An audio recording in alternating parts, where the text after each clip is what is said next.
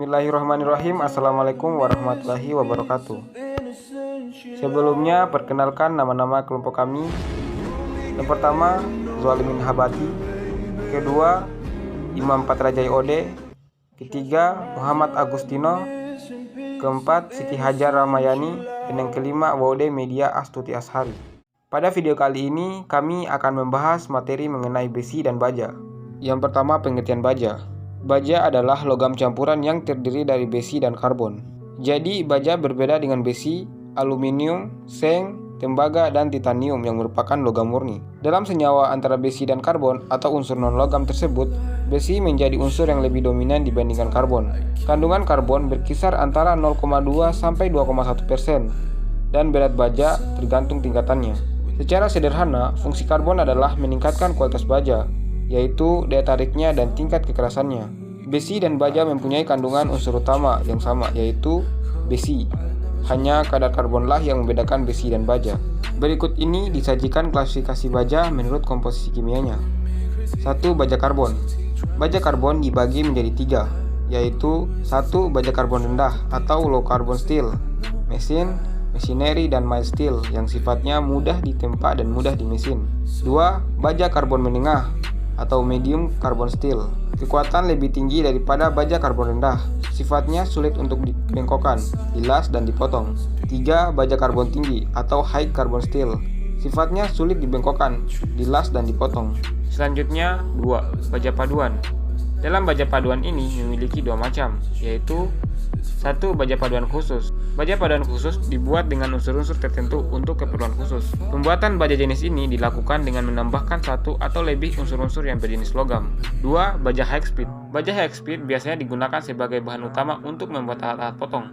Sebagai contoh yaitu drill, reamer, milling, cutter, lathe bit, dan countersink. Baja ini mengandung unsur karbon sekitar 0,7 sampai 1,5%. Selanjutnya, baja ringan. Baja ringan adalah baja cyanide dingin dengan kualitas tinggi yang bersifat ringan dan tipis, namun kekuatannya tidak kalah dengan baja konvensional. Selanjutnya adalah keuntungan dan kekurangan baja. Untuk bagian A, keuntungan dan kerugian dari bahan pembangunan baja sebagai bahan konstruksi. Keuntungannya ialah yang pertama, proses pemasangan di lapangan berlangsung dengan cepat. Yang kedua, dapat dilas. Yang ketiga, komponen-komponen strukturnya bisa digunakan lagi untuk keperluan lainnya. Yang keempat, komponen-komponen yang sudah tidak dapat digunakan lagi masih mempunyai nilai sebagai besi tua. Dan yang kelima, struktur yang dihasilkan bersifat permanen dengan cara pemeliharaan yang tidak terlalu sukar. Nah, untuk kerugiannya yaitu yang pertama, komponen-komponen struktur yang dibuat dari bahan baja perlu diusahakan supaya tahan api sesuai dengan peraturan yang berlaku untuk bahaya kebakaran. Yang kedua, diperlukan suatu biaya pemeliharaan untuk mencegah baja dari bahaya karat. Yang ketiga, akibat kemampuannya menahan tekukan pada batang-batang yang asing, walaupun dapat menahan gaya-gaya aksial, tetapi tidak bisa mencegah terjadinya pergeseran horizontal. B. Sifat-sifat baja sebagai material struktur bangunan. Sifat-sifat baja dapat dipengaruhi oleh campuran logam yang lain. Campuran logam itu dapat menambah kekokohan, kekerasan, keulatan regangannya, kekuatan daya pikul, daya tahan karat, dan lain-lain. Namun demikian, campuran logam tertentu dapat pula mengurangi daya kekuatan pikul, daya tahan suhu tinggi, keulatan regangan, dan sebagainya. Penerapan struktur baja pada konstruksi yang dibagi menjadi 3, yaitu tipe rangka, tipe cangkang, dan tipe suspensi. Pertama, tipe rangka. Tipe rangka terdiri dari beberapa batang baja yang saling memperkuat satu sama lain. Batang baja tersebut antara lain batang tarik, batang belok, dan batak yang mendapat kombinasi beban lentur dengan beban aksial. Banyak konstruksi bangunan yang menggunakan struktur tipe rangka ini. Contoh bangunan yang menggunakan tipe rangka ini adalah jembatan, struktur atap, pergudangan, bangunan pabrik, BTS operator seluler, tower transmisi listrik, dan lain-lain. Salah satu bangunan terkenal yang menggunakan struktur baja tipe rangka ini adalah Menara Eiffel di Paris, Prancis. Yang kedua, tipe cangkang. Pada tipe cangkang ini tegangan utamanya berupa tarikan. Selain untuk melayani fungsi bangunan, struktur tipe cangkang atau kubahnya juga bertindak untuk menahan beban. Biasanya, penggunaan struktur tipe cangkang dikombinasikan dengan struktur tipe rangka. Untuk melihat benda yang kerjanya seperti tipe cangkang ini, dapat kita lihat pada tangki air atau bejana. Sedangkan penerapan bangunan yang menggunakan tipe cangkang adalah bangunan yang membutuhkan kubah di bagian atasnya, seperti gelora atau stadion. Contoh penerapannya adalah pada bangunan Sapporo Dome yang menggunakan struktur tipe cangkang di bagian atapnya. Yang ketiga, tipe suspensi. Elemen utama pada struktur baja tipe suspensi adalah keberadaan kabel tarik. Elemen tarik ini terbukti paling efisien untuk menahan beban sehingga bangunan dengan struktur tipe suspensi semakin baik digunakan. Salah satu contoh pemanfaatan tipe suspensi adalah pada penggunaan kabel baja pada jembatan. Besi adalah logam yang berasal dari biji besi atau tambang yang banyak digunakan untuk kehidupan manusia sehari-hari. Besi juga mempunyai nilai ekonomis yang tinggi. Besi adalah logam yang paling banyak dan paling beragam penggunaannya. Hal itu karena beberapa hal diantaranya. Pertama, mudah dimodifikasi. Kedua, pengolahannya relatif mudah dan murah. Dan ketiga, besi mempunyai sifat-sifat yang menguntungkan. Sifat besi terbagi menjadi dua diantaranya. Pertama, sifat fisik dari besi ialah pada suhu kamar berwujud padat, mengilap, dan berwarna keabu-abuan.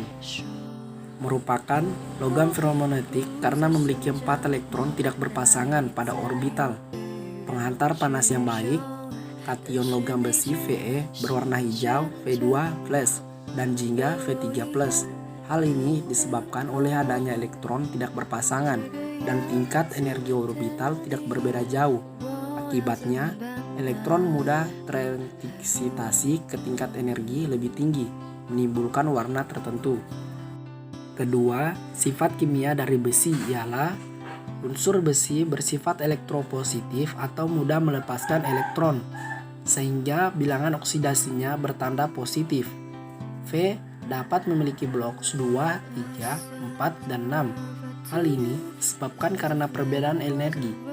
Elektron pada subkulit 4s dan 3d cukup kecil, sehingga elektron pada subkulit 3d juga terlepas ketika menjadi ionisasi selain elektron pada subkulit 4s. Logam murni, besi sangat relatif secara kimiawi dan mudah terkolorasi, khususnya di udara yang lembab atau ketika terdapat peningkatan suhu. Memiliki bentuk alfrorik ferit, yakni alfa, beta, gamma, dan omega dengan suhu transisi 700, 928, dan 1530 Celcius. Larut dalam masa-masa mineral encer. Oksidasinya bersifat on-water. Mudah bereaksi dengan unsur-unsur non-logam seperti halogen, sulfur, fosfor, boron, karbon, dan silikon. Manfaat besi. Besi merupakan logam paling biasa digunakan di antara semua logam, yaitu mengandung 95% dari semua logam yang dihasilkan di seluruh dunia. Besi amat diperlukan, terutama dalam penggunaan seperti rel kereta, perabotan, alat-alat pertukangan, alat transportasi, peralatan perang, peralatan mesin tiang listrik, penangkal petir, pipa saluran, rumah atau gedung menggunakan besi baja sebagai tiang-tiang panahannya, dan badan kapal untuk kapal besar. Korosi besi. Salah satu kelemahan besi adalah mudah mengalami korosi. Korosi menimbulkan banyak kerugian karena mengurangi umur pakai berbagai barang atau bangunan yang menggunakan besi atau baja. Sebenarnya, korosi dapat dicegah dengan mengubah besi menjadi baja tanah karat, menjadi baja tahan karat, atau stainless steel.